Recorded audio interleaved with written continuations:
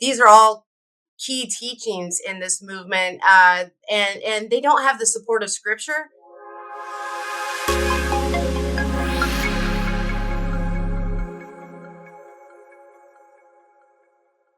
Why don't you just do this? Just kind of lay the groundwork, explain or define, if you will, what the New Apostolic Reformation is so people can understand that directly. And as you're doing that, Holly, just kind of provide some reasons that you have talked about in your extensive work why it's not biblical and theologically sound. Yeah, so the New Apostolic Reformation is a global movement that has been infiltrating churches throughout the world, in the United States. And in this movement, the core teaching is that apostles and prophets are supposed to rule the church, and everybody else is supposed to submit to them, including pastors, including even angels. They claim to have authority over angels. And they would say that everyone must submit to them because they're receiving critical new revelation that all Christians must have in order to rise up, in order to gain miraculous powers, work greater miracles than ever been worked on the history of the earth, even by Jesus or by Moses, and rise up as this miracle working army, so they can bring God's kingdom to earth. That's the goal. And so the idea that apostles and prophets are supposed to govern the church, everyone else is supposed to submit to them, that they're bringing the critical new revelation, this dominionism, this idea that church is supposed to take dominion and rule and reign on earth prior to Christ's return.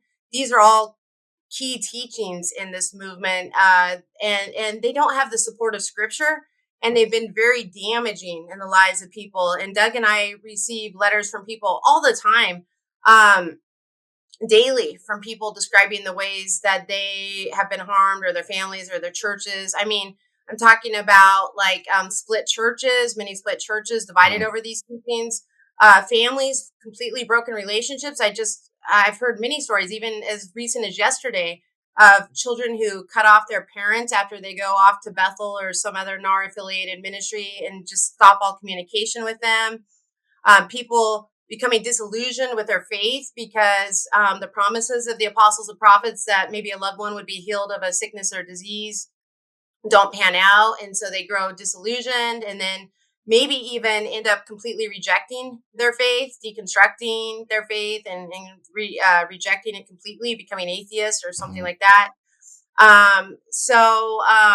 The spiritual abuse is another big thing we hear of all the time, because the apostles and prophets are claiming to have extraordinary authority.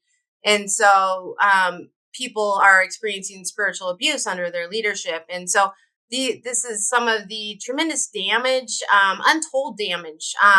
Like you said earlier, like we don't even know all of the stories out there. And we hear stories all the time of people who've been harmed by this movement. But this movement has caused tremendous damage in the lives of people, and that's why we're so concerned about it.